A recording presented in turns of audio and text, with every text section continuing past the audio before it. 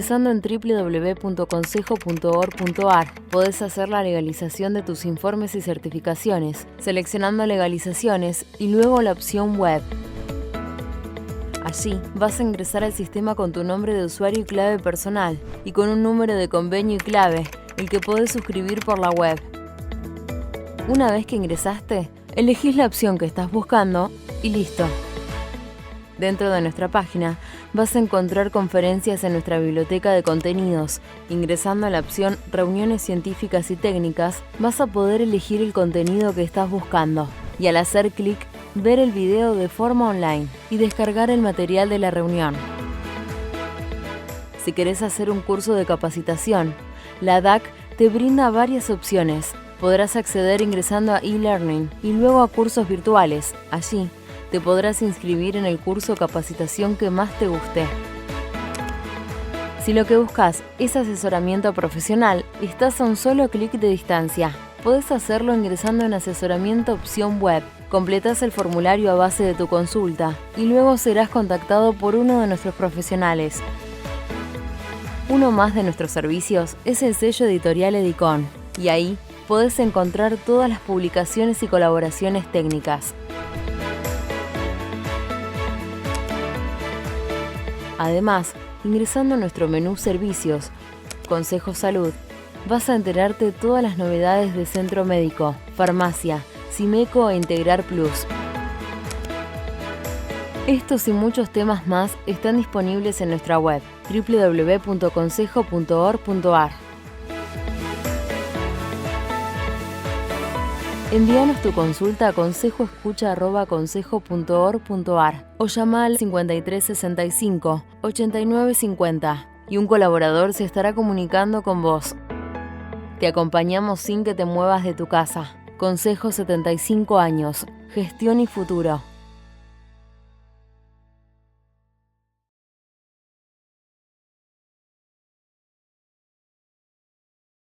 Bueno, buenas tardes, ¿cómo les va? Siempre agradeciendo a todos este tiempo que se toman para la actualización de los conocimientos. En este caso, el objetivo que tiene esta reunión es analizar el fenómeno de la inflación y el impacto que produce en el cobro de los honorarios de la sindicatura. La inflación todos sabemos que existe y como tal implica la pérdida del poder adquisitivo y por ello consideramos desde la comisión que presido, que es la de actuación profesional en procesos concursales, que este es un tema que tenemos que poner a debate y analizar los distintos mecanismos de actualización que podemos proponer. Sabemos que existen mecanismos de actualización en el ámbito contable e impositivo, para lo cual vamos a tener el placer de contar con dos expositoras para que nos refresquen los conocimientos y ver de qué forma podemos utilizar estas herramientas para el ámbito forense. Por ello, nuestra actividad se llama Análisis de Mecanismos de Actualización en el ámbito contable, impositivo y forense. El temario que vamos a desarrollar es atacado por distintos lados, que es el ajuste por inflación y sus efectos en los estados financieros, el ajuste por inflación impositivo, tips, temas de interés, y luego, para finalizar, el análisis desde el punto de vista forense, que vamos a tratar la inflación y la emergencia, las características de las normas legales de emergencia, la atención de los derechos involucrados en los honorarios judiciales, la comparación de normas legales referidas a los honorarios judiciales y las herramientas que vamos a sugerir desde el área forense. Como expositoras tenemos el placer de contar con la doctora Adriana Quintana, Miriam Roldán, Graciela Turco y la coordinación de quien les habla, Silvia Gómez Meana, presidente de la Comisión de procesos concursales, invitándolos a todos aquellos que tengan interés en actualizarse en todo lo que tenga que ver con los conceptos de procesos concursales, o aquellos que se quieran iniciar en esta actividad, los invitamos a la comisión que se reúne los segundos martes de cada mes. En esta época de pandemia, aprovechamos para seguir vinculándonos desde la faz a distancia, posibilitando esta forma que muchos de los profesionales que tenían dificultad de trasladarse a las instalaciones del Consejo Profesional puedan participar en la misma. Bueno, previa a la presentación de las expositoras, no quiero dejar de agradecer a todos los colaboradores del Consejo que contribuyen en los distintos aspectos de esta actividad, la parte de publicación, edición, difusión, etc.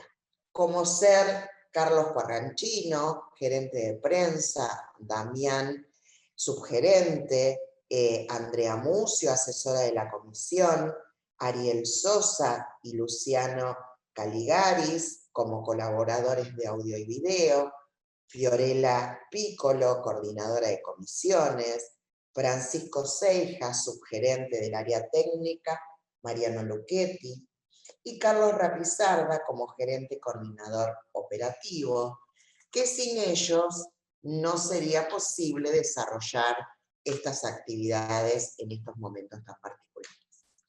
Bueno, hoy nos va a acompañar Adriana Quintana, quien es contadora pública de la Universidad de Buenos Aires, máster en Dirección de Empresas, egresada de la Universidad de Deusto, España, asesora en temas de contabilidad y control de gestión, instructora externa del Centro de Desarrollo Gerencial de Y desde el año 1996, docente de posgrado en distintas materias en la Universidad de Buenos Aires, en la Universidad Politécnica de Madrid, en el UNRE, en la de Rosario, docente también de grado en la UNRE, en la Facultad de Ciencias Económicas, es coordinadora de la Maestría en Contabilidad Internacional de la UBA y de la Diplomatura en Normas de Contabilidad y Auditoría nacionales e internacionales de este Consejo Profesional y autora de libros.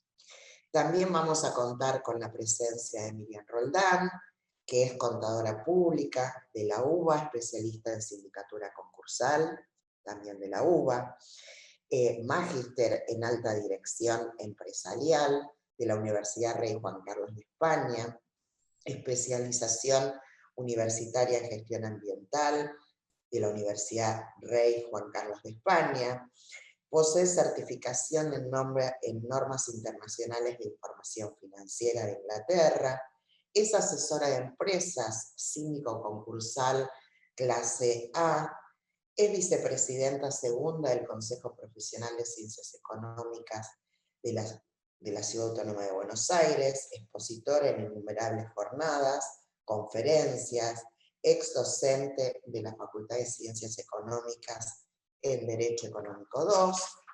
Y por último, contamos con la colaboración de la doctora Graciela Silvia Turco, que es contadora pública, licenciada en Administración de la UADE, abogada de la UBA, especialista en sindicatura concursal. En la actualidad ejerce como síndico Estudio A, también ejerce la abogacía, es perito en varios fueros nacionales, profesora asociada interina a cargo de la Cátedra de Actuación Judicial y del Seminario de Sindicatura Concursal de la Facultad de Ciencias Económicas desde el año 1996. Es profesora de la DAC de este consejo desde 1996 en el área judicial. Asimismo fue profesora de posgrado de sindicatura en la Facultad de Ciencias Económicas, UBA, Comahue, Salta, Misiones, Formosa, Chaco, entre otras. Es profesora del área judicial de la Federación. Es expositora de distintos congresos y jornadas. Y bueno, como les dije, ¿quién les habla? Les estaba diciendo que, como todos sabemos, en nuestro país, lamentablemente, tenemos una espiralización de la inflación. Esa pérdida por el mero transcurso del tiempo licúa los honorarios de la sindicatura. El deudor se ve enriquecido sin causa y el síndico empobrecido injustamente. Para poder clarificarlo, les voy a mostrar un cálculo que he realizado donde comparo la actualización que se puede aplicar en los honorarios judiciales que se aplica para dicha actualización. Para las labores efectuadas antes de la 27423, que fue publicada el 21 de diciembre del 2017, se aplica la tasa pasiva y luego se aplica la tasa activa. Como vamos a observar, esta actualización no resulta suficiente para poder recuperar la pérdida del poder adquisitivo de la moneda por parte de los profesionales que ejercen la sindicatura. Acá vemos en la pantalla que hemos realizado el cálculo, que si nosotros tomamos un capital original de 1.000 pesos como fecha inicial el 1 de abril del 2016, lo llevamos hasta el 21/12 del 2017, vamos a tener una tasa de interés del 30,55.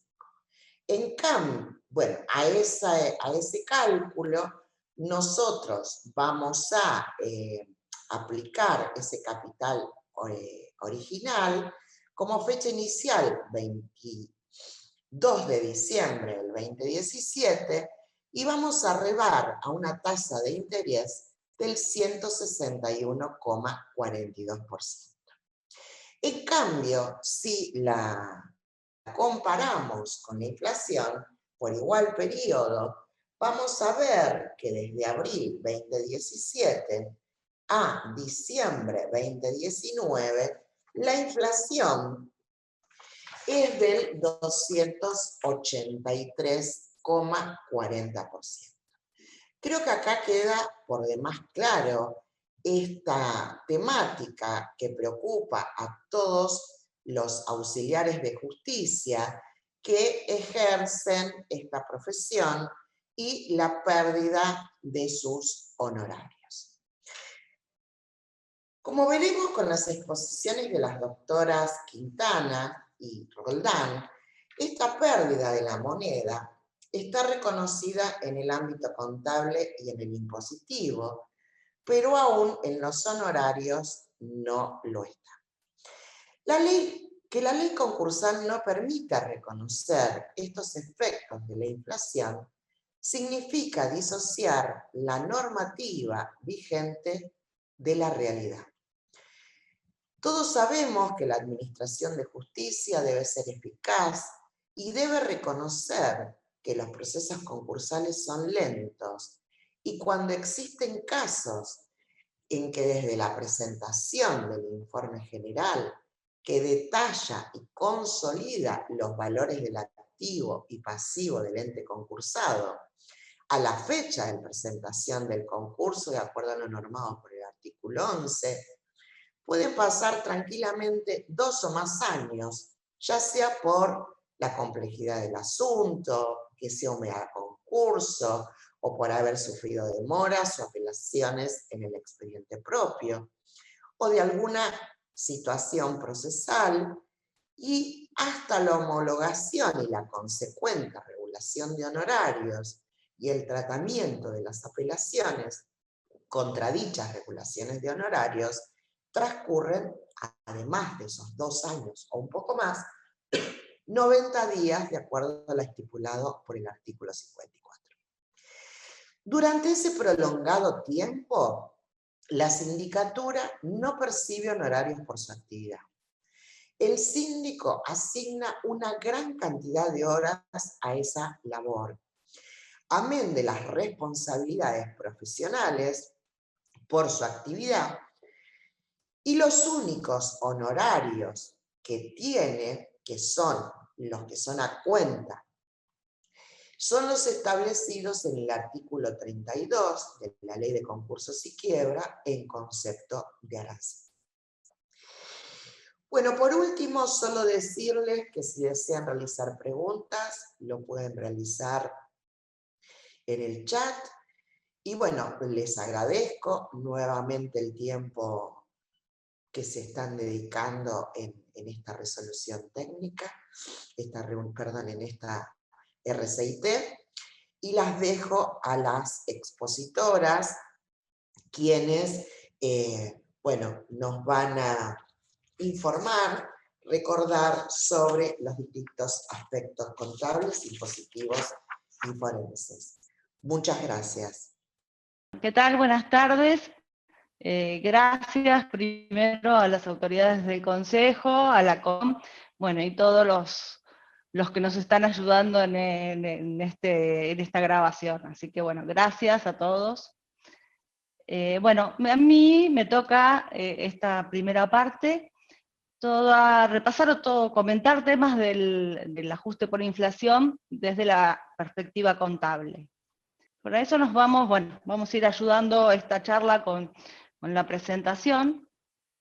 Como saben, la inflación es un fenómeno económico que lo que representa es la pérdida de poder adquisitivo de la moneda, como decía Silvia, bien, en su exposición anterior. Bien, y básicamente lo que hacemos es medir esa pérdida de poder adquisitivo a través de lo que va creciendo el nivel general de precios. Bueno, y desde el punto de vista contable, este ajuste por inflación tiene como por objetivo, bien, que la información contable, ¿sí?, se exprese en moneda de igual poder adquisitivo, con el objetivo de poder comparar estados contables de diferente fecha, más aún de diferentes entes, bien, o dentro de los estados contables de una misma empresa poder comparar, bien, diferentes periodos, bien. Y bueno, y por último, determinar el resultado del ejercicio considerando esos efectos de la inflación, ¿no?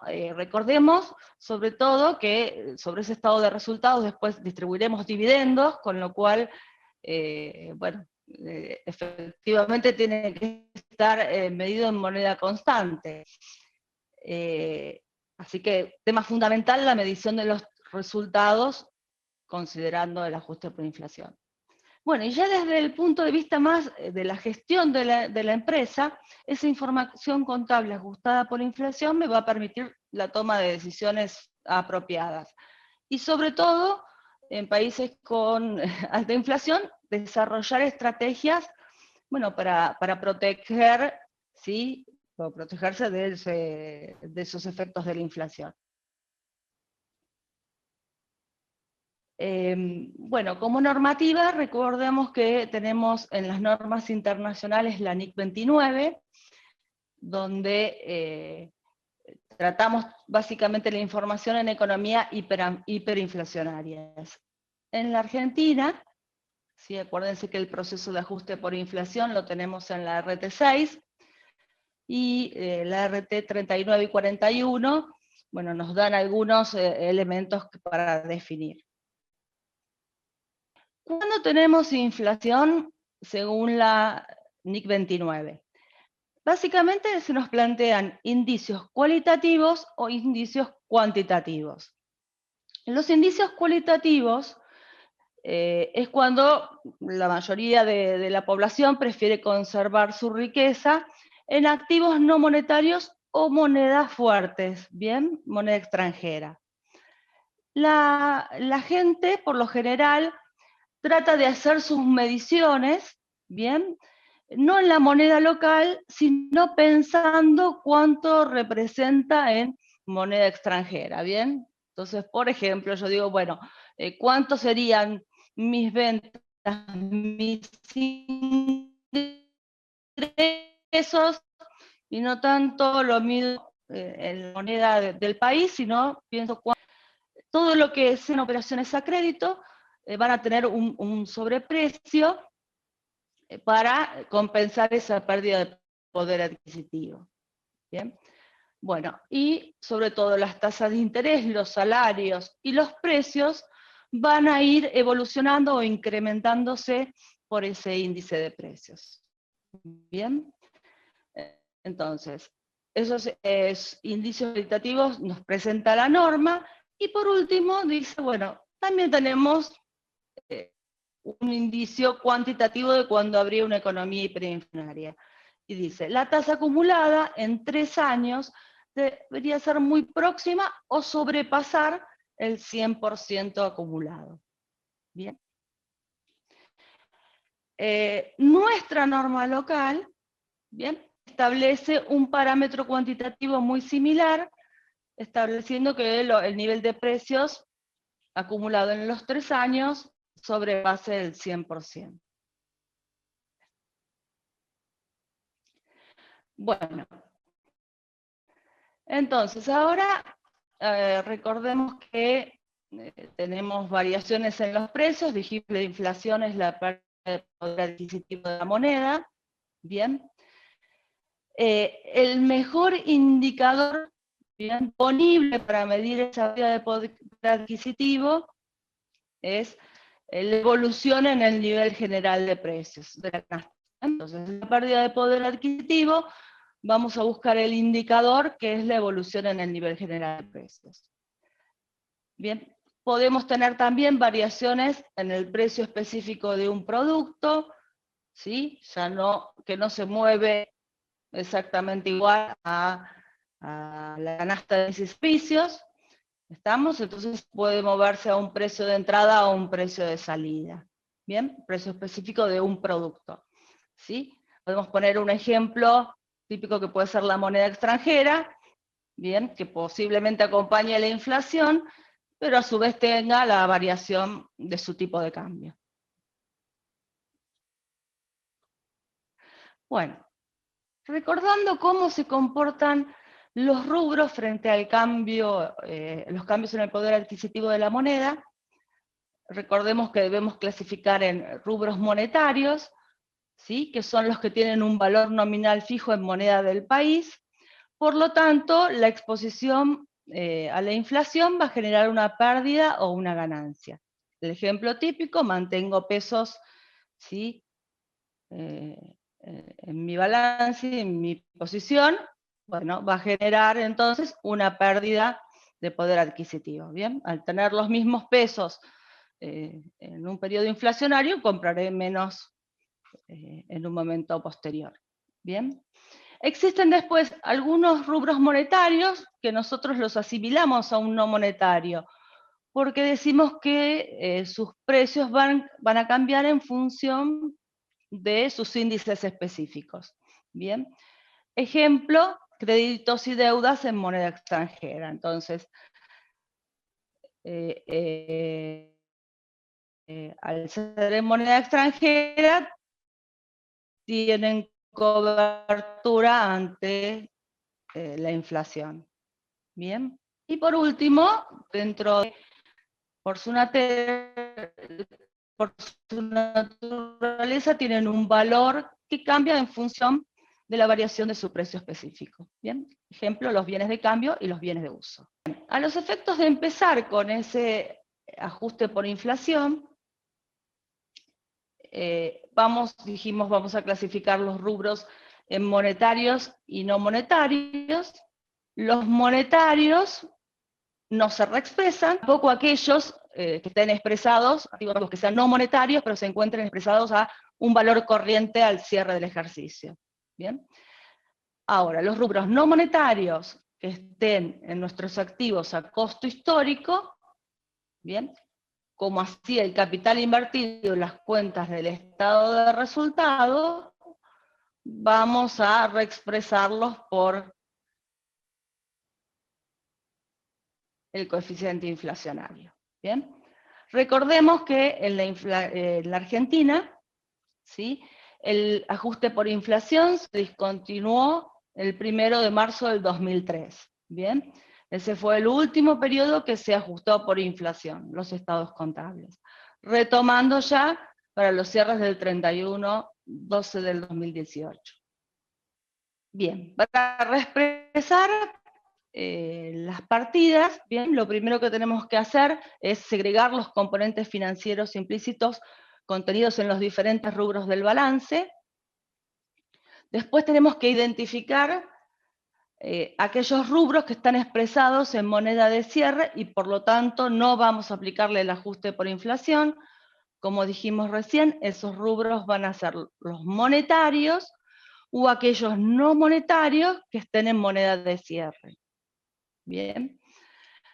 Luego identifico las partidas expresadas en una fecha anterior al cierre y que sí debemos reexpresar. Lo que dice la norma, entonces, es que esas partidas, si tienen algún tipo de ajuste parcial, lo debemos eliminar antes de comenzar esa reexpresión.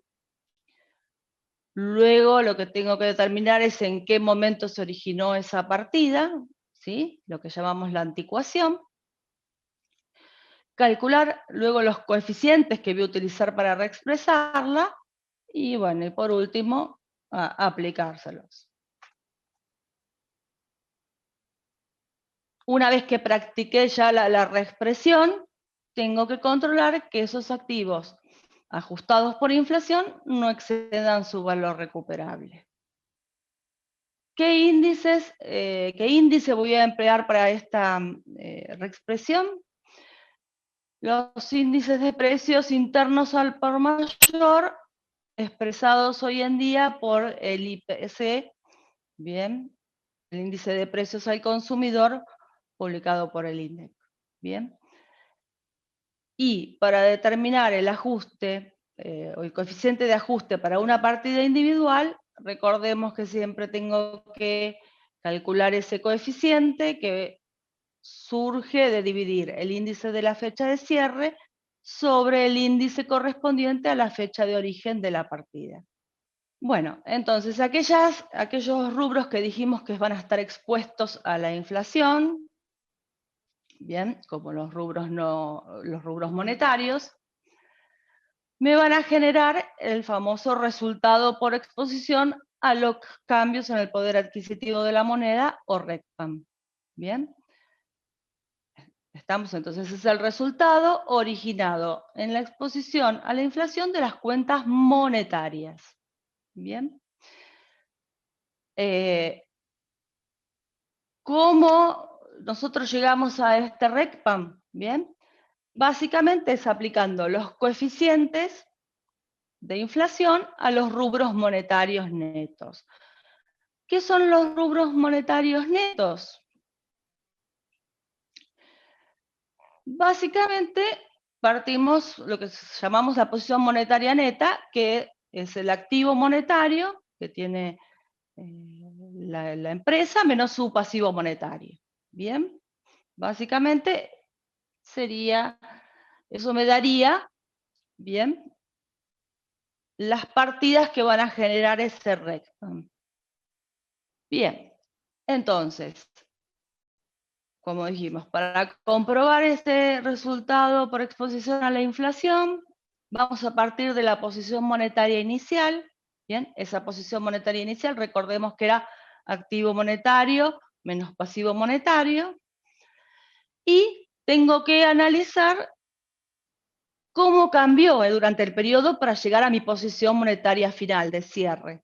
Bien, esos cambios netos del periodo, ¿sí?, que voy a tener que tener en cuenta para aplicarles a cada una su índice de reexpresión, ¿sí?, básicamente van a ser aquellas partidas, ¿sí?, las que producen el cambio neto, aquellas que involucren un rubro monetario con un rubro no monetario, o un rubro monetario con uno de resultado.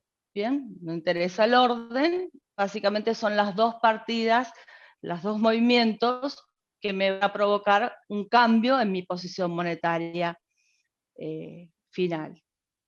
Ese resultado, bien, bueno, se expone lo que decimos en términos reales, o sea, ese RECPAM, lo voy a encontrar luego entonces en mi estado de resultados, bien. Podemos encontrarlo directamente incluido en resultados financieros, bien, o podemos desagregarlo y encontrar directamente el RECPAM o resultado por exposición en la variación de la posición monetaria neta. Directamente como una única partida de resultados financieros donde vamos a incluir los diferentes resultados de tipo financiero que tenga la empresa, como intereses, hasta RECPAM, o podemos expresarlo separadamente de los demás resultados financieros que pueda tener la compañía. Bien. Bueno, y por último me gustaría recordarles que cuando presentamos los estados comparativos, ¿sí?, entre dos periodos, ¿sí?, recordemos que en el último estado financiero que presento, aplico el ajuste por inflación tal como lo estuvimos repasando recién, y las cifras del balance, ¿sí?, del año anterior se reexpresa por inflación aplicando el coeficiente anual a todos los rubros. En la parte entonces de esta comparación de estados financieros, ya no me interesa discriminar en rubros monetarios o no monetarios, porque, bien, como lo único que estoy haciendo es reexpresar las partidas a efectos comparativos, se los aplicamos, bien, a todas las partidas de esos estados financieros. Bien, bueno, por mi parte, la parte del repaso de la normativa contable y del proceso contable de ajuste por inflación, ¿sí? Esto era lo que más o menos quería comentarles. La importancia, bueno, que tienen la información, ¿bien? Y en todo lo que necesitamos tener en esos estados contables, que es básicamente que la información sea útil, ¿no?, para todos los usuarios de esa información. Bueno, en épocas inflacionarias no queda más que poder, ¿sí?, tener este ajuste por inflación bien presente, ¿no? Así que bueno, muchas gracias y esperamos sus preguntas en el chat. Muchas gracias por la invitación, Silvia, Adriana, Graciela. Va a ser un placer compartir este espacio. Vamos a ahondarnos un poquito en el tema del ajuste por inflación. Voy a compartir mi pantalla, espero tener suerte. Bueno, empecemos por el principio. Como nos comentaba Adriana, nosotros tenemos un ajuste por inflación contable. ¿De dónde surge ese ajuste por inflación? De las normas contables, ¿sí? Y tenemos un ajuste por inflación impositivo. ¿De dónde surge? De las leyes, ¿sí? El ajuste por inflación contable, en el año 96, una resolución de la FACSE establece que va a ser optativo cuando el índice anual de inflación no supere el 8%. Si superaba, era obligatorio. En el 2003, como bien nos recordaba Adriana, se discontinúa el ajuste por inflación. Los que peinamos canas nos vamos a acordar del rey, ¿sí? Y ahora en el 2018 renace, ¿sí?, por resolución de la Federación y por también aprobación del Consejo Directivo del Consejo Profesional de Ciencias Económicas, y se reinicia el ajuste por inflación con un cambio que los que empezamos a decir rey, no fue más rey, fue RECPAM, ¿sí?, que es el resultado por exposición al cambio del poder adquisitivo de la moneda. Pero a mí me toca el ajuste por inflación impositivo. Entonces, también está reglamentado, pero por leyes. En 1992 se suspende la aplicación del ajuste por inflación que está definido en la Ley de Impuesto a las Ganancias. Luego la Ley de Convertibilidad es derogada, pero se mantiene esta suspensión. Por el decreto 214 del 2002 se ratifica que tampoco se puede seguir hacer o reincorporar el ajuste por inflación, y recién la ley 24730 en el 2018 nos restablece este ajuste, que en realidad sabemos que es muy importante porque lo que hace es reflejar la pérdida del poder adquisitivo de la moneda y evita la tributación sobre utilidades que no existieran. Cuando hablamos del sistema tributario argentino, tenemos que tener en cuenta que, ya se ha hablado y se ha comentado mucho, tenemos un sistema un poco complejo que cuenta con más de 166 impuestos, ¿sí? A nivel nacional, provincial y municipal. Nosotros decimos ajuste por inflación impositivo. Aclaremos algo. El ajuste por inflación que voy a estar hablando y definiendo hoy es el que se ajusta para regular o para determinar el impuesto a las ganancias, ¿sí? El ajuste que nos estuvo hablando Ariana, que es el que se aplica a los estados contables, también se aplica en el momento de liquidar impuestos. Entonces, los estados contables ajustados por las ajustados por inflación son los que se van a usar como base para determinar bienes personales, participación societaria, para determinar los coeficientes de convenio multilateral. Entonces, por eso yo digo, es importante destacar que el ajuste por inflación, que nosotros le decimos impositivo, es el ajuste que se aplica para el cálculo del impuesto a las ganancias, ¿sí? Por suerte, tuvimos una buena noticia cuando se determinaron qué índices hay que aplicar para el ajuste por inflación impositivo. Nosotros tenemos que las normas contables establecen que es el IPC, ¿sí? A nivel nacional.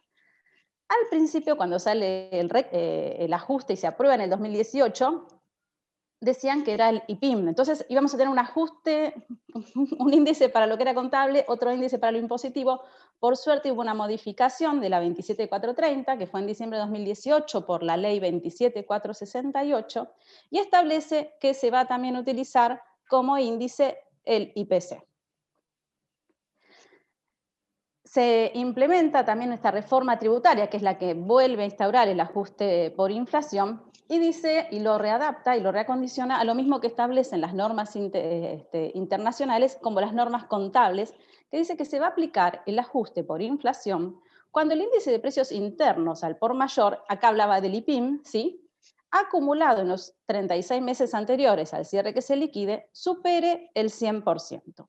Esta era la primera idea que surgía con esta reforma para volver a instaurar el ajuste por inflación. En noviembre del 2018 hay una reforma, un complemento a este artículo, donde dicen que va a haber una condicionante adicional. Aparte de que tuviéramos eso, que el acumulado del 100%, dice que se va a aplicar el ajuste cuando el primer ejercicio, ¿sí?, el primer ejercicio donde voy a tener que hacer el ajuste es cuando esa inflación acumulada de los últimos 12 meses llegue al 55%. En el segundo ejercicio que lo aplico tiene que llegar al 30%, o sumar entre el primero y el segundo 85%. Y en el tercer ejercicio debería llegar al 100%. Es decir, que si nosotros en el primer ejercicio no llegábamos al 55%, no deberíamos aplicarlo. Entonces se reformula el artículo 106 y queda expresado que el acumulado de los últimos 36 meses anteriores al cierre debe superar el 100%, pero además, a partir del 1 de enero de 2018, respecto al primero, segundo o tercer ejercicio donde se va a aplicar, el primer ejercicio, el acumulado debería ser un 55% de los 12 meses anteriores, el 30% en el segundo ejercicio y el 15% en el tercero, con la aclaración que hizo AFIP, donde dijo que el primero y segundo debería ser 85%. Acá más o menos lo que hacemos es querer plantear para que quede en la imagen encuadrado. Entonces decimos que los ejercicios que cierran entre el 31 de diciembre del 2018 y 30 de diciembre del 2019, el acumulado desde el inicio hasta el cierre de cada ejercicio, la inflación debería estar en el 55%. Si estamos en un ejercicio del 31 del 12 de 2019 al 30 de diciembre del 2020, que sería lo que llamamos el segundo ejercicio, el acumulado de inflación debería ser el 30%. Si estamos hablando del 31 de diciembre del 2020 al 2021, que es el tercer ejercicio, al 30 de diciembre del 2021, estamos hablando de un acumulado de inflación del 15%. Estos numeritos son los que tenemos que tener bien en claro porque los que van a definir si corresponde o no el ajuste por inflación impositivo, ¿sí? A partir del tercer ejercicio, volvemos a la condición general, al condicionante del 100% en los últimos 36 meses. Entonces acá lo que le planteamos para que nos quede el cuadrito y saber así mirando rápidamente si corresponde o no. Entonces nosotros tenemos que, se empezó a aplicar el ajuste por inflación el 31 de diciembre del 2018, el índice de precios al consumidor acumulado de los últimos 12 meses era 47,60, vemos que es menor a 55, por lo tanto no corresponde que se aplique el ajuste por inflación. Pero ¿qué pasa si nos posicionamos en el 30 de abril del 2019? En el 30 de abril del 2019, el IPC acumulado daba 55,80. Es mayor a 55, correspondería que se aplique el ajuste por inflación. Y acá más o menos van a tener en el último cuadro armado hasta el 30 de junio del 2020, donde vemos que ya estamos en el segundo periodo, es decir, que debería ser mayor al 30, por lo tanto, con un acumulado del 42,80, corresponde el ajuste por inflación. Acá también es importante que tengamos en cuenta que es un cuadro que te agrupa, que te dice número, es decir, mayor que 55, menor que 55 no entra, y esto ha generado algunos reclamos, algunos han prosperado en la justicia, donde decían, ¿por qué alguien que tiene 55, mayor a 55 ajusta, con 55,1 ajusta, y yo que tengo 54,9 no puedo ajustar, ¿no? Esto ha habido algunos reclamos judiciales y tenemos algunas resoluciones que prosperaron a favor del contribuyente que solicitaba el ajuste.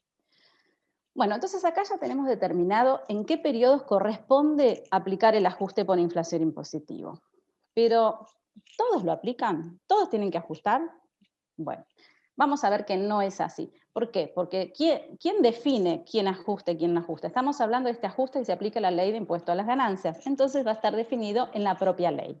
¿Qué dice el artículo 105 con el nuevo orden que tiene la normativa? Dice que van a tener que ajustar por inflación las sociedades de capital. También indica que corresponde que lo hagan las demás sociedades, ¿sí?, que estén constituidas en el país. Los fideicomisos, también constituidos en el país, en los que el fiduciante posea la calidad de beneficiario, ¿sí? Excepto los fideicomisos financieros, ahí tengo una falta de ortografía, no la miren, o cuando el fiduciante beneficiario sea un sujeto del título quinto, que son los fideicomisos transparentes. También es importante este detalle, dice que van a tener que aplicar el ajuste por inflación impositivo todas las empresas unipersonales ubicadas en el país, ¿sí? Acá entraban todos los que tienen una actividad comercial organizadas como empresa en forma personal, ¿sí? Y incluye también en la lista a los comisionistas, rematadores, consignatarios, los demás auxiliares del comercio, y quedan fuera, ¿sí?, los que son cuarta categoría. Recordamos que cuarta categoría es los que trabajan, los empleados en relación de dependencia, los que trabajan en forma profesional independiente no organizados como empresa, ¿sí?, jubilaciones, pensiones y demás. Vamos a ver rápidamente, así como para contarles en dos palabritas, cómo se realiza este ajuste por inflación impositivo, ¿sí? Entonces, la ley también lo define. Esto no hay otra normativa que sea la ley. Es decir, que uno se sienta, lee los artículos de la ley y te va dando el paso a paso de cómo hacer este ajuste por inflación, que es distinto al contable, ¿sí? Así, son dos trabajos que hacemos, son totalmente distintos uno con el otro. Partimos, sí, del balance contable. ¿Qué tenemos que hacer primero? Primero se hace un ajuste estático, ¿sí? Y luego es lo que se llama un ajuste dinámico, ¿sí? Entonces, lo que nos dice la normativa es que vos vas a tener un resultado contable, le vas a hacer un ajuste estático, vas a sumarle a ese ajuste estático los ajustes positivos, le vas a restar los ajustes negativos, y eso me va a dar un resultado impositivo por exposición a la inflación, ¿sí? Este resultado impositivo por exposición a la inflación, en una situación normal, uno diría, es lo que aplico al resultado contable que nos había dado recién Adriana. No, no vamos a aplicar eso.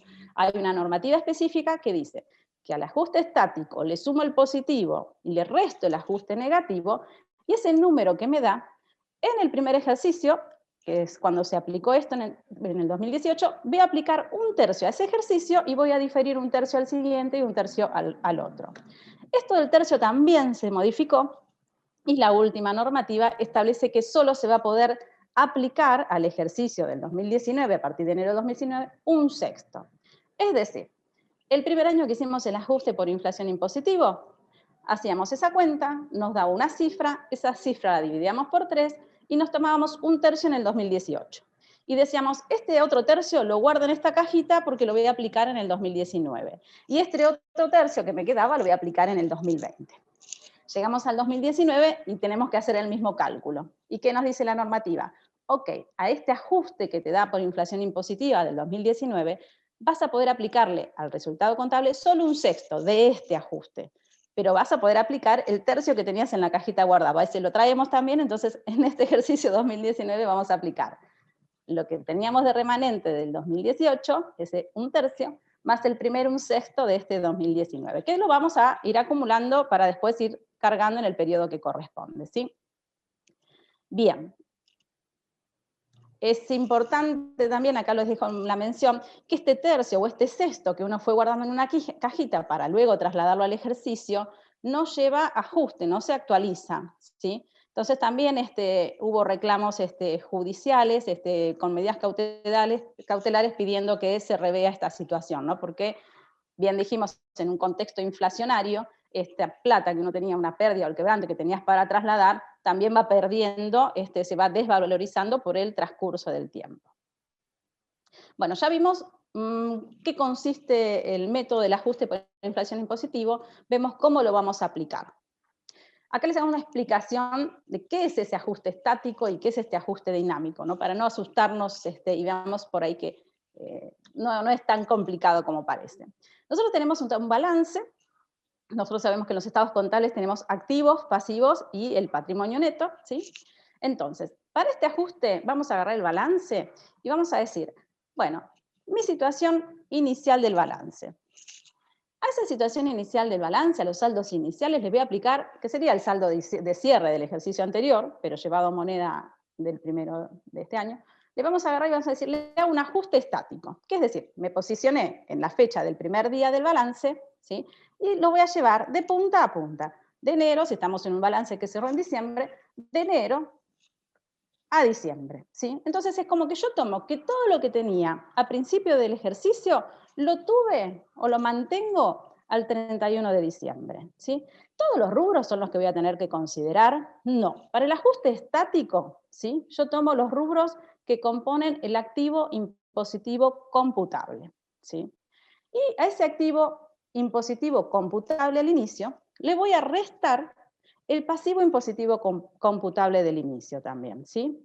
Y eso es lo que nos va a dar un capital impositivo al inicio. Y ese valor es el que yo le voy a aplicar el índice o los coeficientes y me va a determinar una pérdida o ganancia. Entonces, queda claro que yo estoy posicionada, tengo un balance, ¿sí? Fijo los saldos iniciales y el ajuste estático me dice, suponemos que todo esto que vos tenías al inicio lo estás teniendo a cierre, por lo tanto ajusto de punta a punta. ¿Qué partidas? Solamente los activos impositivos computables, restados los pasivos impositivos computables. No tengo que hacer cuenta por cuenta, ¿sí? Acá hago total del activo positivo computable menos del pasivo computable y esa diferencia es la que voy a ajustar. Lo que tenemos que tener en cuenta es que ese ajuste va a ser positivo o negativo, ¿sí? ¿Cuándo va a ser un ajuste negativo? Cuando el activo computable es mayor que el pasivo. ¿Por qué? Porque yo mantuve moneda en caja, ¿sí? Por ejemplo, y al cierre tuve una desvalorización de esa moneda, entonces es un resultado negativo. Pero la cuentita que tenemos que hacer es eso, si el activo impositivo computable es mayor, voy a tener un ajuste negativo. Y si el activo computable es menor, es decir, hay más pasivos, voy a tener un ajuste positivo, ¿sí? Una vez que yo determiné este ajuste estático, yo les contaba que es como asumir que mantuve toda esa situación de inicio al cierre. La verdad que eso no pasa, porque en el interín yo he comprado productos, he vendido, tuve ingresos de dinero, tuve salidas, aumentaron mis activos, aumentaron mis pasivos, hubo una variación. ¿Qué me da la ley, esta herramienta, que es el ajuste dinámico, para reconocer sobre ese estático las variaciones que hubo, ¿sí?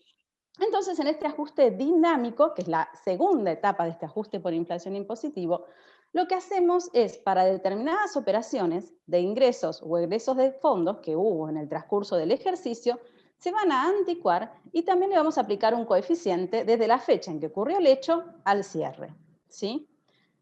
Acuérdense que estamos hablando de la ley de impuesto a las ganancias y que todo está definido taxativamente en la ley, por lo tanto, cuando yo les hable luego van a ver que dice qué operaciones son específicas las que se tienen que ajustar, ¿sí? Entonces, este ajuste dinámico, nosotros vamos a tener operaciones que van a generar, como les dije antes, un ajuste positivo y otras que van a generar un ajuste negativo. ¿Cuáles me generan un ajuste negativo? Los aumentos del activo, ¿sí?, que ocurrieron durante el ejercicio. ¿Y cuáles me van a ocasionar un ajuste positivo? Las disminuciones del activo también que ocurrieron en el ejercicio, ¿sí? Entonces yo acá lo que quiero que les quede claro, para no marearnos demasiado, es entonces que tenemos un ajuste estático, que es asumir que todo lo que tenía al inicio lo mantengo al cierre, entonces hago un ajuste de la distribución computable de punta a punta. Y después digo, no, Miriam, está mal, vos no mantuviste todos esos activos o todos esos pasivos, hubo variaciones. Pucha, es verdad. Hacemos el ajuste dinámico y corrijo esa tergiversación del número final, ¿sí? Bien, acá los tengo todos horrorizados diciendo, Miriam, ¿qué me estás diciendo? Ya me mareaste. Entonces vamos a hacer un ejercicio muy simple que a mí me pareció, es muy breve, pero deja ver claramente lo que estamos hablando. No es un ejercicio mío, no es de mi autoría, lo dio Richard Amaro Gómez, él lo expuso en RPAR, pero también lo dio en algunas charlas, lo tuvimos, la verdad, un honor tenerlo presente en el consejo. Así que me abusé y tomé este ejemplo. Vamos a suponer un ejercicio donde el saldo de inicio de caja es 100.000 pesos. ¿Sí? No hay pasivos, ¿sí? Solo tiene 100.000 pesos al inicio. En el ejercicio hubo movimiento, ¿sí? Por ejemplo, en mayo hice la compra de un bien de uso. Yo compro un bien de uso y en mayo también tuve un aumento de capital. Es decir, los dos movimientos que estamos teniendo es la compra de un bien de uso y un aumento de capital, ¿sí? El bien de uso tuvo un costo de 20.000 pesos y el aumento de capital fue de 50.000 pesos. ¿Qué necesito saber yo también para hacer este ajuste? A ver, necesito saber la inflación, es un dato importantísimo porque me ayuda a determinar los índices a aplicar, ¿no? Bueno, la inflación anual en este presupuesto fue del 40%. Y acuérdense que cuando hablamos del ajuste dinámico dijimos que se considera desde la fecha que se realizó el movimiento al cierre. Bueno, acá la inflación que hubo de mayo a cierre, porque los movimientos son en el mes de mayo, fue del 30%. ¿Sí? Bueno, hacemos la práctica de este primer ajuste estático. ¿Sí? Yo les contaba que el ajuste estático, yo digo, todo el activo de inicio computable menos el pasivo de inicio computable, ¿sí? Eso me da un capital inicial computable. Acá no va a ser muy difícil, tenemos 100.000 pesos de caja lo vamos a ver a posteriori, que es un activo computable. Entonces hacemos 100.000 pesos de caja computable menos 0 de pasivo computable, me da un capital inicial computable de 100.000 pesos. ¿Sí? ¿Qué le tengo que aplicar? El índice de inflación anual, porque esto es lo que estoy diciendo, la caja que tenía al inicio, ¿sí? Que asumo que es la que tenía al cierre. Entonces le aplico los 100.000 pesos, el 40%, y me está dando un resultado de 40.000 pesos. Yo les había contado antes que cuando el activo era mayor que el pasivo, este ajuste era una pérdida, ¿sí? Por lo tanto, lo que estoy teniendo yo en este ajuste estático para este supuesto es una pérdida de 40.000 pesos. Y ahora dice, ¿terminamos? No, no terminamos. ¿Por qué? Porque yo les contaba, yo supongo que tengo 100.000 pesos a cierre. Y ustedes vieron que hubo movimiento, es decir, que a cierre yo no tenía esos 40.000 pesos, yo no tuve una pérdida de 40.000 como final. Entonces vamos a aplicar esta pequeña corrección que nos permite también este sistema de ajuste por inflación y aplicamos el ajuste dinámico. ¿Cuál era el ajuste dinámico? Vamos a tener un ajuste positivo y uno negativo, ¿sí?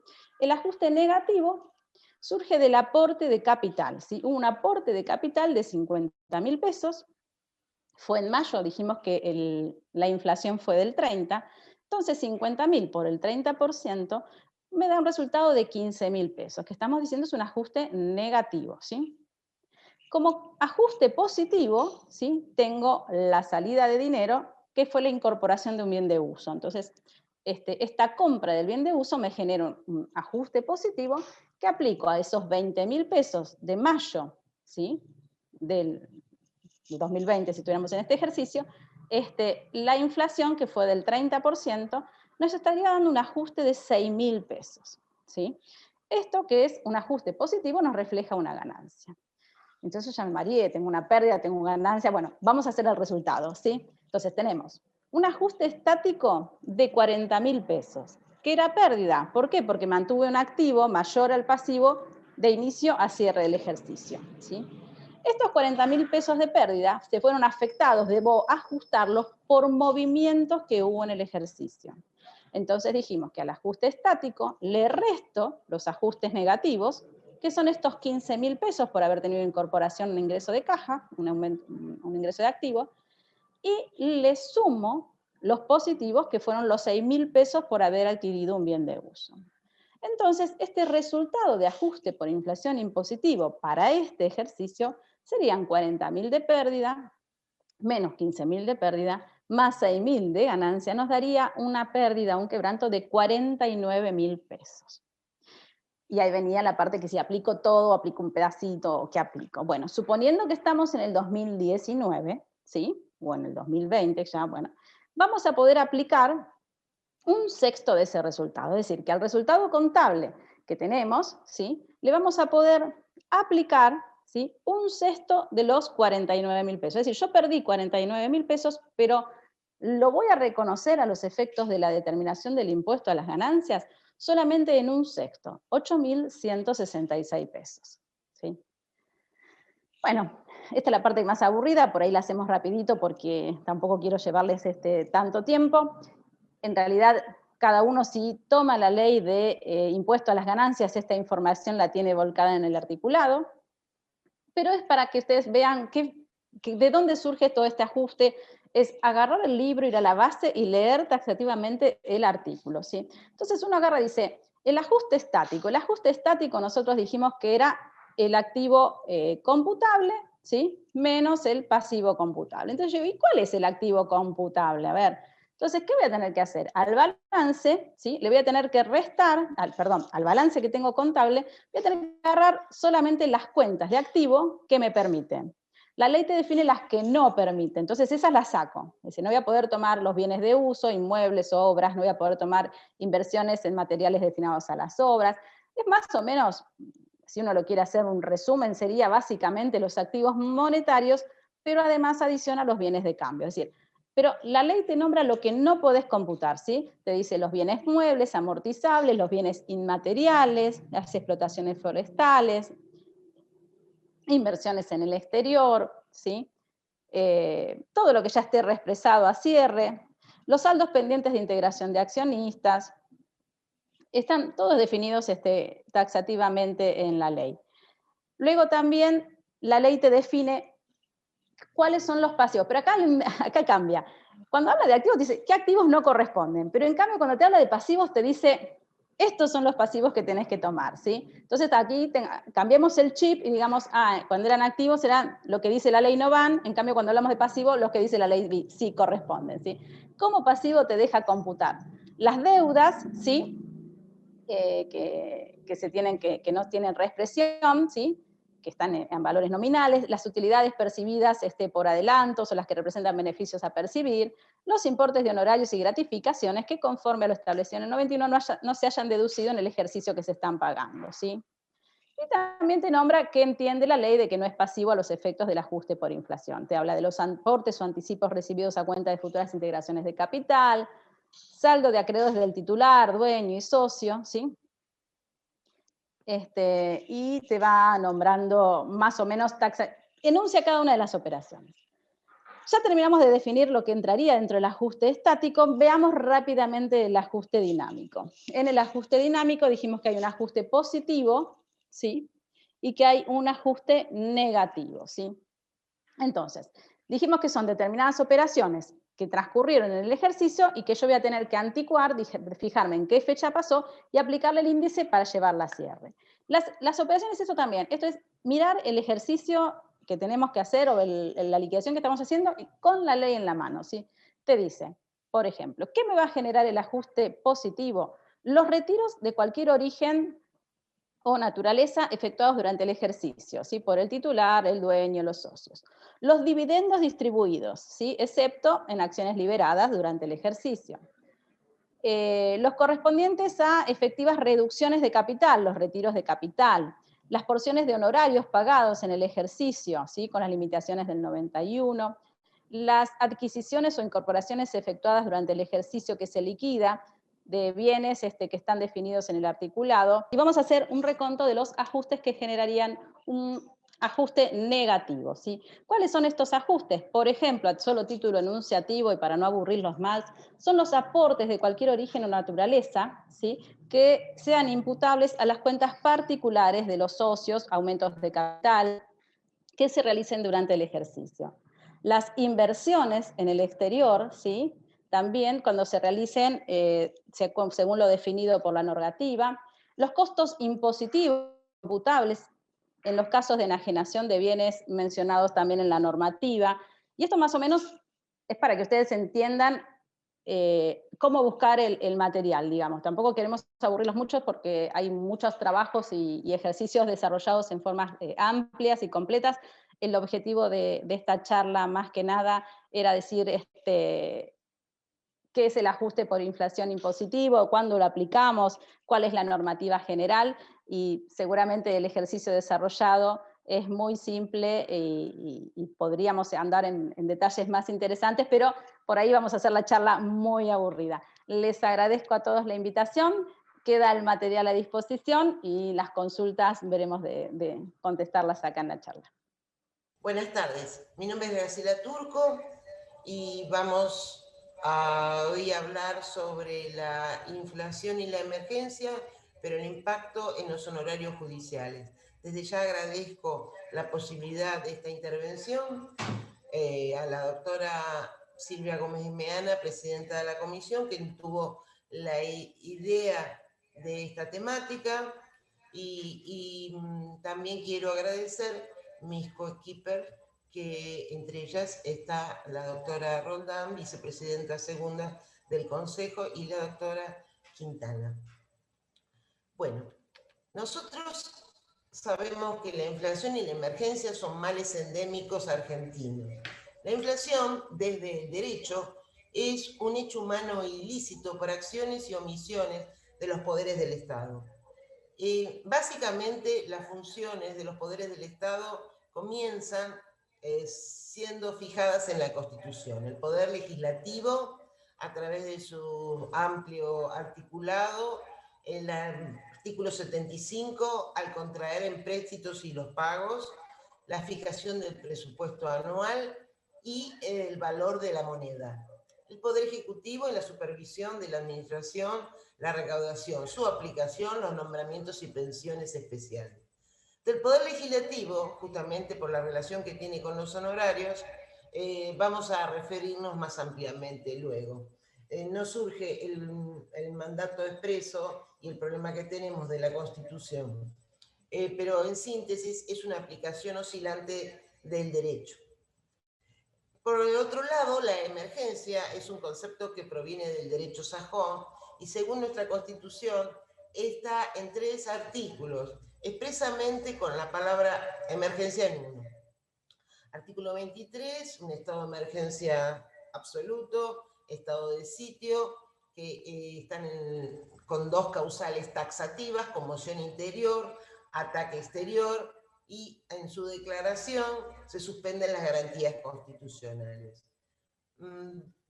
El artículo 76 prohíbe al Poder Legislativo la delegación de sus funciones legislativas en el Poder Ejecutivo, salvo en casos determinados de administración y emergencia pública. Acá está bien claro, emergencia pública. Pero dentro de un plazo, tiene que haber un plazo. El problema es que ese artículo 76 de la Constitución claramente dice que si el plazo se extiende, no afectarían las relaciones creadas y no hay ningún tipo de sanción.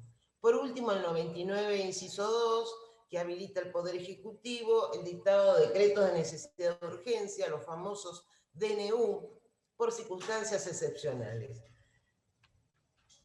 Vamos a hablar de la cronología del régimen legal del pago de deudas. Básicamente son 4 periodos que empiezan desde las invasiones inglesas a la Unión Nacional. El régimen existente en aquel momento era un régimen de plurimonedas. Nace en 1824, como dato anecdótico, la deuda externa a través del préstamo de la Baring Brothers.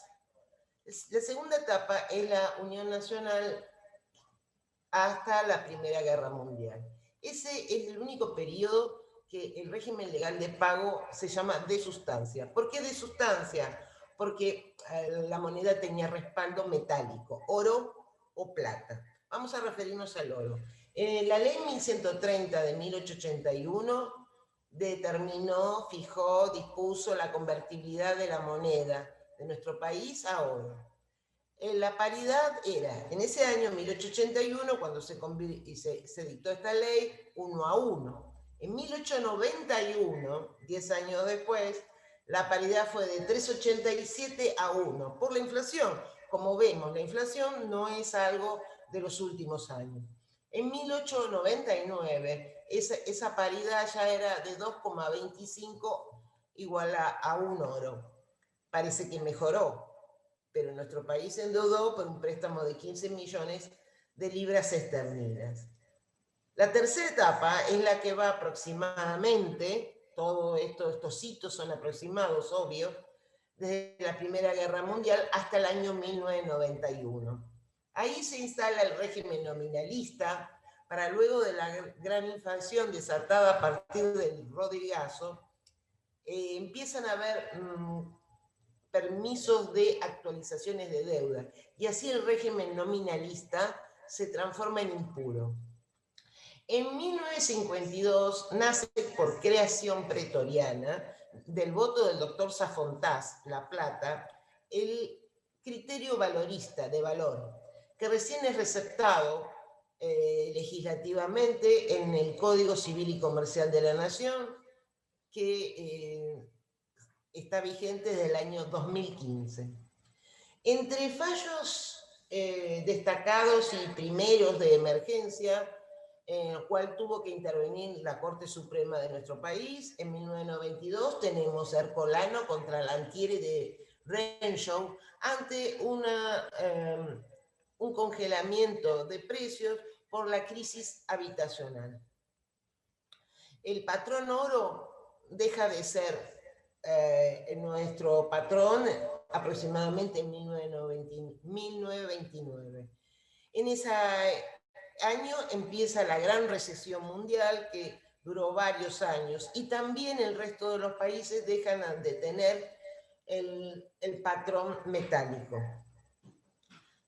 De 1991 a hoy tenemos el régimen nominalista, o sea, no actualización, no repotenciación de deudas, pero con normas legales, incluso las que disponen no actualización, que tienen muchas excepciones.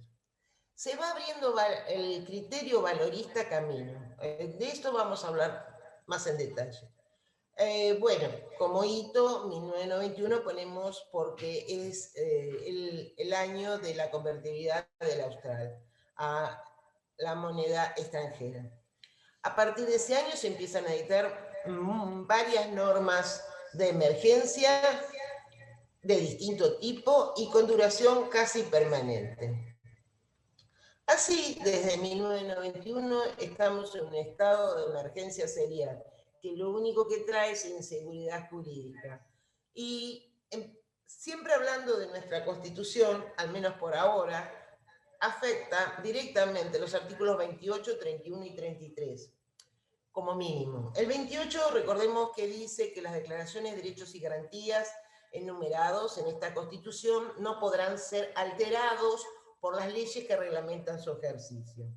El 31, que está en la parte pétrea, la primera parte de la Constitución, hoy debe ser leído conjuntamente con el 75-22, incorporado en la reforma del año 1994.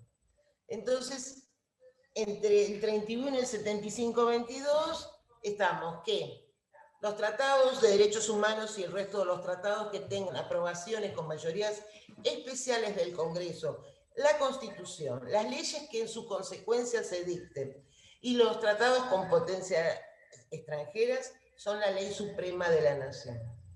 El 33, por último, dice que las declaraciones,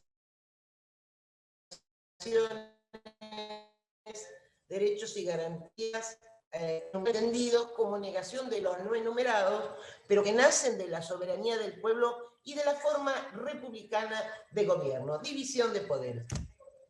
Bueno, hecho este pequeño recordatorio, le debemos agregar que en este estado de inseguridad jurídica que viene hace varios años, décadas, las leyes son derogadas formalmente, pero no en la práctica. Se utilizan las leyes derogadas formalmente para colmar las lagunas de las nuevas leyes, es decir, se utilizan las leyes anteriores para suplir lo que las nuevas leyes no trataron. Y nosotros en nuestra especialidad tenemos un ejemplo muy cercano que todos nos vamos a acordar. La ley de concursos en su artículo 287 establece que para los incidentes de revisión, verificación tardía, los incidentes, los aranceles se regulan por la ley arancelaria local. Desde fines del 2017 tenemos como ley arancelaria en esta ciudad la 27423. Pero ¿qué pasó? El 47, que se refiere a incidentes, fue observado por el Poder Ejecutivo Nacional. Y entonces, ¿qué pueden hacer los jueces para regular? Usan la ley derogada. La ley derogada, la 27423. Por artículo 65 se derogó la 21839, pero la usan. ¿Por qué? Porque la 27423 no tiene norma para incidentes. Entonces se usa la ley anterior, que además es de aranceles para abogados, el artículo 33, o hay una solución minoritaria que se utiliza la nueva ley, la 27423, su artículo 16, que da pautas como la complejidad del asunto, el monto del proceso, pero no fija mínimos.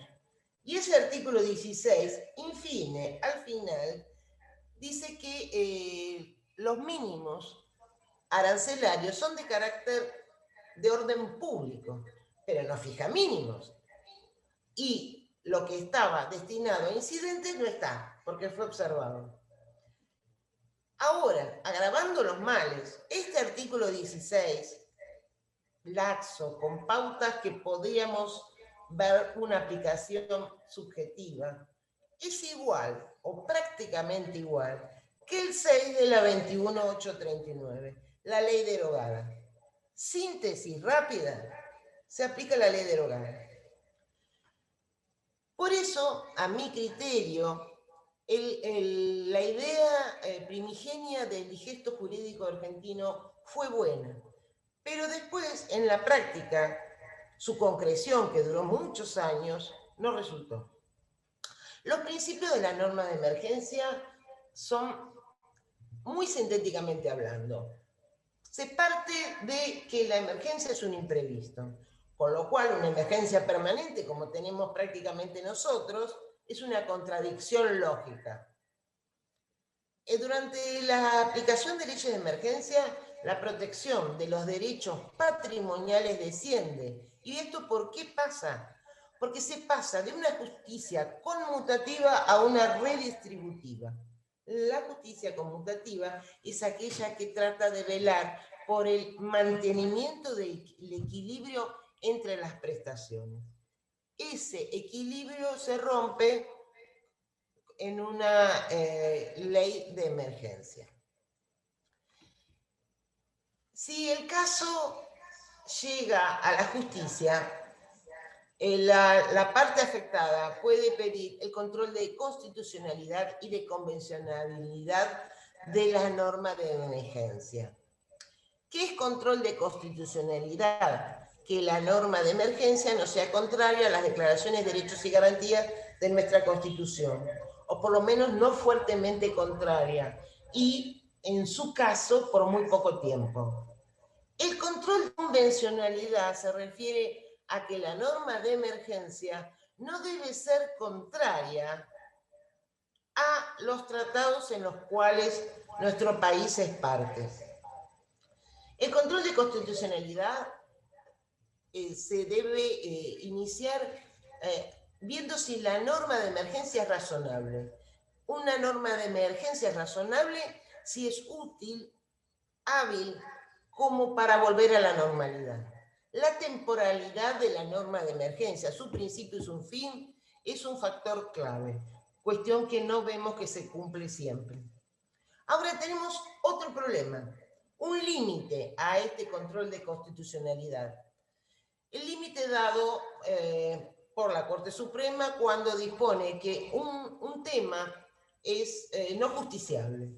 Ahí, en ese caso, la Corte estaría tomando una decisión política al decidir que el tema es político. O sea, es un círculo cerrado, es vicioso.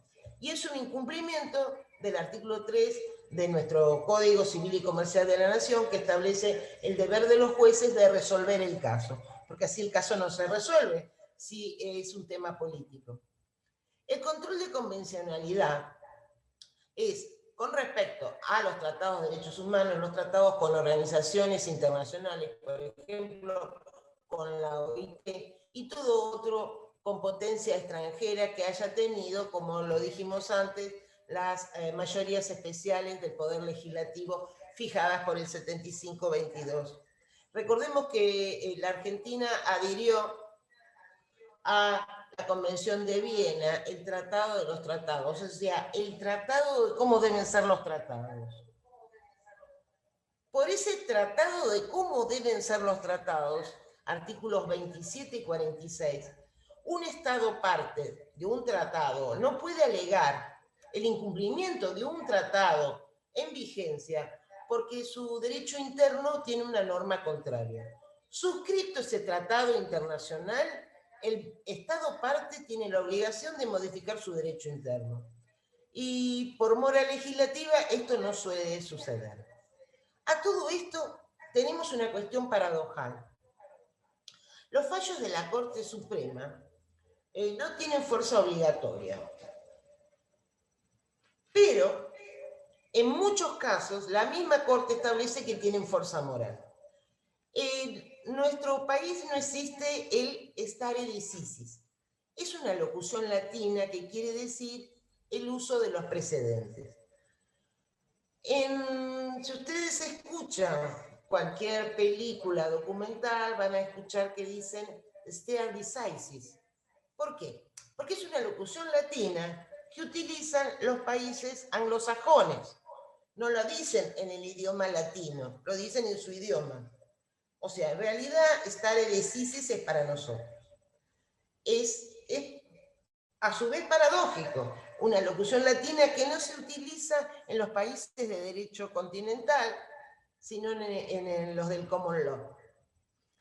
Entonces, los precedentes de la Corte no son obligatorios en un nuevo caso, pero tienen fuerza moral. Vamos a hablar ahora rapidito de la evolución del orden público de los honorarios, fijados en la justicia nacional y federal. El orden público significa fácil que si hay una ley arancelaria, el mínimo no puede ser modificado por decisión judicial ni por las partes. Tenemos 3 etapas, hablamos de estas porque las anteriores son muy arcaicas. De 1944 a 1995. Era un régimen absoluto de orden público. Recordemos que los profesionales de ciencias económicas tenían el decreto ley 16638 de 1957, que en su artículo 2 establecía el orden público de los honorarios. Y en el artículo 12, que todo lo que no estuviera expresamente dispuesto en este decreto ley se regía por las leyes arancelarias de los abogados. Bueno, en aquel momento la ley arancelaria vigente era el decreto ley 3439 de 1944, luego ratificado por las leyes 12997 y 14170. O sea, este régimen duró de 1944 a 1978. En el 78 entra en vigencia la ley 21839, la que hablamos antes, la de honorarios de abogado, que se utiliza porque los incidentes, el artículo 27 está vetado. También estableció el orden público de los honorarios. Bueno, en diciembre de 1994 se dicta la ley 24432, que me imagino que todos lo conocemos. En el artículo 13 se estableció el no orden público de los honorarios, ya que los jueces podían regular aún por debajo de los mínimos por determinadas circunstancias que debían estar justificadas, cosa que no suele suceder en las sentencias múltiples que hemos leído durante décadas. Bueno, así que se terminó el orden público. Eso es así hasta el dictado de la 27423. Ahora, recordemos que la 24432, que nace a mitad de diciembre de 1994, es promulgada, de hecho, el 15 de enero de 1995. ¿Qué pasa en agosto de 1995? Nace la ley de concursos 24522, que usa la 24432 en el tema de honorarios, con lo cual los honorarios de los síndicos sufren drásticas reducciones. El artículo 271, segundo párrafo, ese segundo párrafo es incorporado en la 24522, está inspirado en el 13 de la 24432. No hay más que cotejar el 13 de la 24432 y el segundo párrafo del 271, leer el debate parlamentario y la ley comentada de sus autores, Rivera, Roitman y Vítolo. Bueno, con la 27423 de fines del 2017 hasta hoy, volvemos a tener mínimos de orden público. Pero tenemos el problema que está subsistente el 271, el artículo 1255 del Código Civil, que es del 2015, plena época de furor de la 24432, también está desactualizado y está siendo utilizado igualmente, a pesar del orden público de los mínimos establecidos en el artículo 16 de la 27423. Síntesis. El 13 de la 24432 nada tiene que ver con el 16 de la 27423.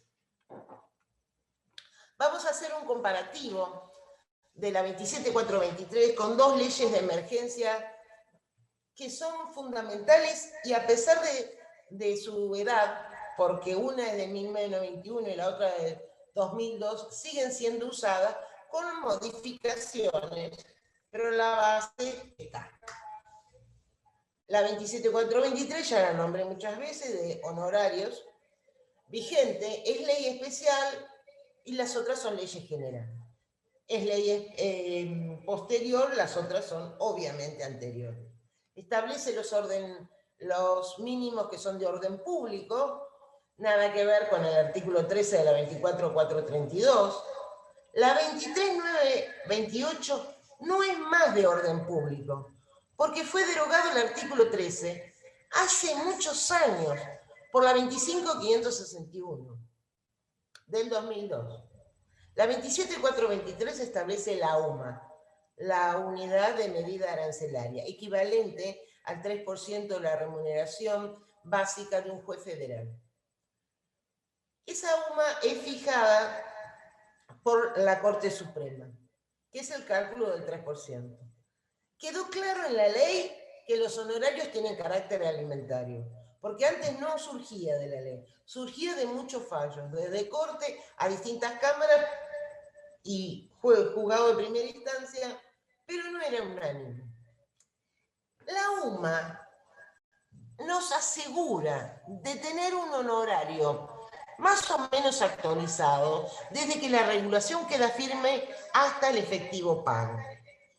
Pero como dijo la doctora Gómez Meana al iniciar esta reunión, el problema de los síndicos radica en que la base regulatoria, por ejemplo, en un concurso homologado, puede provenir de 2 o quizá más años en algún caso patológico.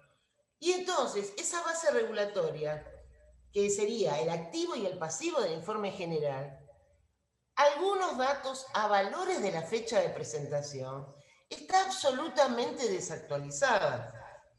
Entonces, es muy importante tener en cuenta el 772 del Código Civil y Comercial de la Nación, que tiene un problema de redacción, pero bueno, estamos mejor que antes.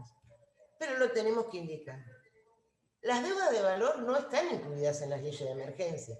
Recordemos que estas dos leyes de emergencia prohíben la actualización de deuda. Por otro lado, los honorarios tienen la garantía de 14, 14 bis, 28 y tratados de derechos humanos, sobre lo cual nos referimos en detalle en breve. Si todo lo anterior fuera poco, esas dos leyes, a su vez, tienen excepciones en la propia ley y en otras. La 23928, artículo 10, dice claramente que no se admite la actualización de precios, tarifas, convenios colectivos de trabajo y un montón de otras cuestiones. Eso nunca pasó, la realidad siempre fue distinta. La ley 25.561, en su artículo 7, permite la contracción de deudas en moneda extranjera. Con lo cual, esa deuda en moneda extranjera se mantiene actualizada, en tanto que está prohibido la actualización en moneda de curso legal. No es raro que la gente tenga cierta inclinación a ahorrar y hacer sus negocios en dólares. Bueno, en el año 2002 aparece el decreto 214, el SER, otra excepción, la 26.536 del 2009. Bueno, esa ley es para modificar el artículo 242 del Código Procesal Civil y Comercial de la Nación. El 242, recordemos que trata del recurso de apelación. ¿Qué modificación introdujo? Introdujo que la Corte iba a ir elevando, ajustando el límite de inapelabilidad. O sea, el límite por el cual, si no se supera el monto de la sentencia, no se habilita el recurso de apelación. Que esto es contrario al Pacto de San José de Costa Rica, es para otra charla. Sigamos con esto. Un poquitito de historia. Con estas leyes de emergencia que estamos hablando, por ejemplo, la Cámara Nacional de Apelaciones en lo Civil dictó un plenario, Pérez contra Cisneros, que estableció que desde el 31 de marzo de 1991, fíjense la época, no se podía modificar más ese límite de inapelabilidad. Y lo fijó en 4.369,67 pesos. 4.369,67. Viene la 26.536, 2009, lo fija en 20.000. Bien, ¿cuál es hoy ese límite? Por acordada 41 del 2019, vigente desde el 1 de enero de este año, el límite de inapelabilidad es 300.000 pesos. Si relacionamos los 300.000 con el plenario, tenemos un aumento de 6.766%. Pero ¿no era que no se le puede actualizar nada? Bueno, después viene la 27.423, la 27.271 del UBI, que expresamente dice que nada que ver con las leyes de emergencia, y un montón de otros decretos. Todo esto establece que hay una tensión entre los derechos que amparan los honorarios judiciales con las normas de emergencia. Ningún derecho es absoluto, eso lo sabemos. Pero también sabemos que las leyes que reglamentan su ejercicio no pueden alterarlo. Y que las normas de emergencia deben ser limitadas en el tiempo. Por otro lado, el Código Civil y Comercial de la Nación 2015 es muy nuevo aún. ¿Por qué? Porque si relacionamos estos 5 años de vigencia con la duración promedio de un expediente judicial, nos damos cuenta que la jurisprudencia generada a partir de su vigencia es muy pequeña. Si le agregamos los artículos 1 y 2 del Código Civil, que marcan claramente la orientación constitucionalista del Código y el fuerte compromiso de los derechos humanos, Y el olvido jurisprudencial de esto, estamos ante un Estado un poquito más comprometido. En la jurisprudencia se suele olvidar, estamos hablando de la dictada a la luz del nuevo código, para hacer corto nuestro análisis. Hay un olvido de que nuestro derecho interno está insertado en un derecho internacional superior. Si Argentina forma parte de tratados, debe cumplirlos. Bueno, esto no se ve en mucha jurisprudencia, que se privilegia solamente la normativa local. Si a todo este estado de situación le agregamos las condiciones culturales de los argentinos, resumidas en un país al margen de la ley, Carlos Nino, de principios de los 90, estamos un poquito peor todavía. Hablamos de la atención de derechos que protegen los honorarios. Básicamente vamos a hablar de tres. Empecemos con el derecho de propiedad. Sabemos que está en el artículo 17 y también en algunos de los tratados enumerados en el 75-22. Por supuesto el 28, 31 y 33, y afianzar la justicia del preámbulo. La Convención Americana sobre Derechos Humanos, más conocida como Pacto de San José de Costa Rica, también protege el derecho a la propiedad en su artículo 21. La Declaración Universal de los Derechos Humanos en el 17, inciso 1 y 2. Vamos a hablar ahora del otro derecho que protege al honorario.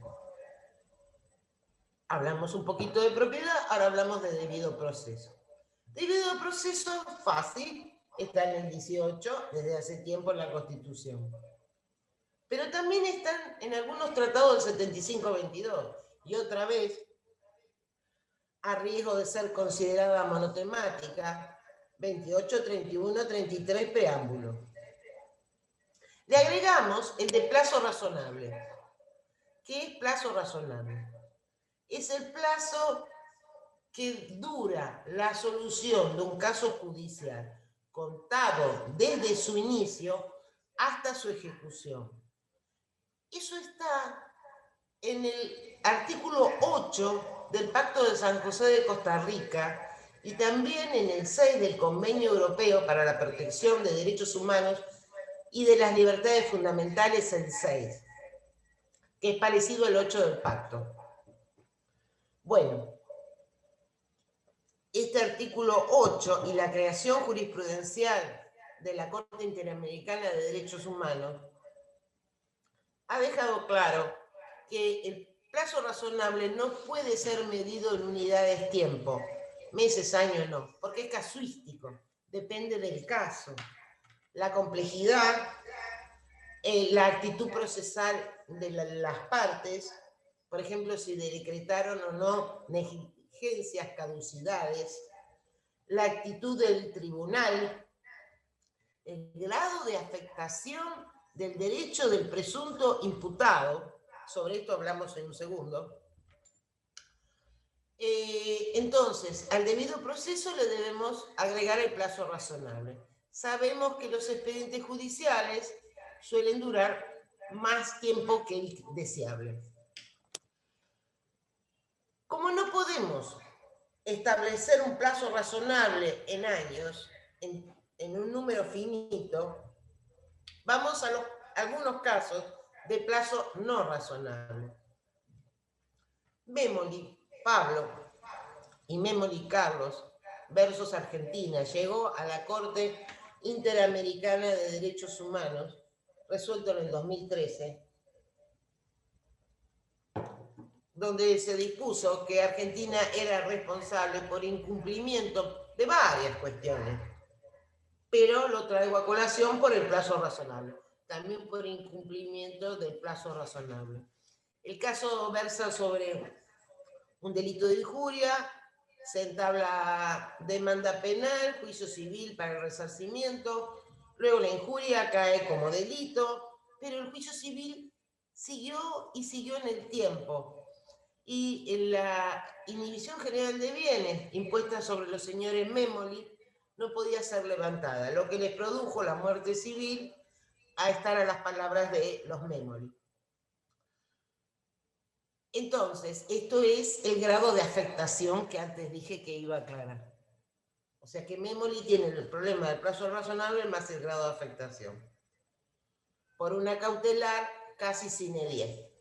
Los Iser Jorge y otro contra Banco Central, la Corte Suprema en el 2012 dijo que el Estado había incumplido con el plazo razonable, ya que el expediente se había iniciado en 1986. Por último, Nadra Emile y sus coaccionistas. El problema de Nadra y los coaccionistas nace por una intervención en el año 1966 de Compañía Azucarera Tucumana, CAT, que en 1989 consiguen una sentencia firme para ejecutar contra el Estado para que poder cobrar una indemnización por el juicio de expropiación inversa. Bueno, dije 66. En el 89, sentencia firme. Bueno, el señor Nadra se murió el año pasado con 98 años sin haber cobrado esa indemnización. ¿Y esto por qué pasa? Bueno, desde el año 1966, la Corte viene diciendo que las sentencias contra el Estado son meramente declarativas. Pietranera contra Estado Nacional sobre desalojo. Bueno, honorario protegido por el derecho al trabajo, no hay duda. 14, 14 bis, 75, 22 y los repetidos 28, 31, 33 preámbulos. Bueno, acá hay un problema. Para mí, el profesional que trabaja en la justicia no se autovisualiza como trabajador. Entonces cree que el 14, y especialmente el 14 bis, no le son aplicables. Es un error. Ya la Corte lo dijo en el año 1986, en un caso de honorario de abogado. Caso Capiza, Sociedad Anónima de Huerces, Insúa versus IPF. 14 bis. Profesional. Así, el trabajador, dependiente o no, cual ser humano, tiene derecho a la dignidad. Recordemos que los derechos humanos, el centro es el hombre, es defenderlo de las agresiones del Estado. Una baja regulación o una escala arancelaria equivocada, desactualizada, o todo junto, es una agresión y no permite al profesional tener un estándar mínimo de dignidad. Así como el derecho laboral es pro trabajador, el derecho de los derechos humanos, generalmente derechos humanos se dice, es pro homine, pro hombre, por lo cual es un sistema de progresividad. No retroceso jamás. Y, por supuesto, como todo derecho es relativo. Así, si hay un caso en el cual convergen distintas normas para su solución, se debe elegir aquella que el reconocimiento del derecho sea máximo, en tanto que su restricción, por ejemplo, norma de emergencia, debe ser la menor. Bueno, a todo esto nos damos cuenta que el 7 y 10, que no permite la actualización de deudas, está mal. Bueno, y hay algunas declaraciones de inconstitucionalidad. Mencionamos estas 4. Ferreira Diego contra Monetti, Estela Maris y otros sobre despido. Tribunal de Trabajo número 1, La Plata 2002. Ventivenga Hugo contra el Gobierno de la Ciudad de Buenos Aires sobre empleo público. Es una sentencia que está firme del año 2015. Este caso tramitó ante el juzgado de primera instancia en lo contencioso administrativo y tributario, 18 Secretaría 36. Después tenemos el caso Moltoni Juan contra Netoc, Sociedad Anónima, sobre recurso de inconstitucionalidad, de Tribunal Superior de Córdoba del 2019. Es un caso de problema de precio de alquileres, porque el señor Montoni, el locatario, exigía que se aplique la no actualización. Y esto no fue así. Por último, tenemos el dictamen del Ministerio Público Fiscal de la Cámara Nacional de Apelaciones en lo Comercial de abril de este año, Centro Comercial La Prudencia, Sociedad Anónima sobre quiebra, donde la señora fiscal propició la declaración de inconstitucionalidad de estos dos artículos, 7 y 10, de no actualización, teniendo en cuenta que la quiebra tiene un trámite de hace 28 años. A abril tenía 28 años. Plazo razonable, no. Además, hizo un cálculo de inflación entre la verificación y al momento de emitir su dictamen. O sea, hizo un meduloso análisis económico del derecho que no vemos en otros fallos. Y por último, propició la aplicación del 869 del Código Civil y Comercial de la Nación, que el pago debe tender a ser íntegro, total. Bueno, de todo lo que estuvimos comentando, nos permitimos sugerir algunas cuestiones. Cada vez que tengamos que defender nuestros honorarios, no solamente en recursos de apelación, recordemos que el honorario es una deuda de valor, 772 del Código Civil y Comercial de la Nación. Y tenemos un derecho alimentario, que la deuda de valor está excluida de la 23928, que desde el 2002 no es de orden público. O sea, la no actualización de deudas no es de orden público del 2002. Que la 27423, artículo 16 sin fines, establece que los mínimos arancelarios son de carácter de orden público, no pueden ser modificados por convenio de partes ni por decisión judicial. Así, el 24432-13 estaría derogado.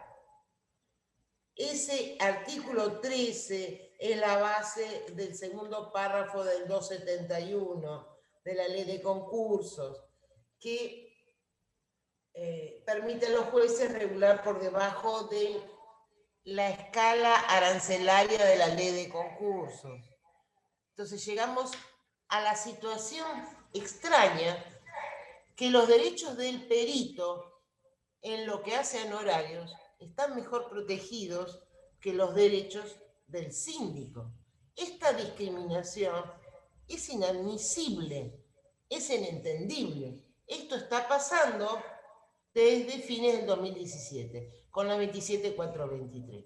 Que antes estaba mal, pero ahora tenemos una ley. También es útil recordar la jerarquía de las normas nacionales y las internacionales, a los cuales ya nos referimos someramente antes. También sugerimos, lo que yo personalmente hago, actualización del informe general, inmediatamente luego de dictar la resolución del 49. Aclaro que con suerte no buena, pero hay colegas que han tenido andamiento su petición. Por ejemplo, Supercanal, Ecoave, Orland Rover, Sociedad Anónima, Turbine Power, Sociedad Anónima, Cabelma el segundo concurso. Actualización de pasivos. Bueno, esto es la última sugerencia. El 289 establece que para concluir el concurso, una vez pagadas las cuotas concordatarias, por el control del cumplimiento, el síndico tiene derecho al 1% de lo pagado a los acreedores. Otra vez volvemos a lo que recordó la doctora Meana al principio. Presentación artículo 11, tramitación, homologación de propuesta y después etapa de cumplimiento. Tranquilamente estamos hablando de 15 a 20 años. Y el honorario del síndico va a estar fijada a la fecha aquella de presentación.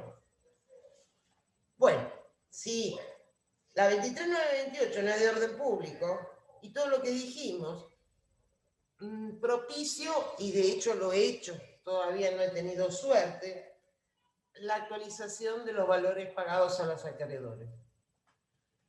Espero que todo esto pueda ser de utilidad. Por supuesto, estoy dispuesta a escuchar cualquier comentario, así vamos creando una corriente de ideas que pueden sernos útiles a todos.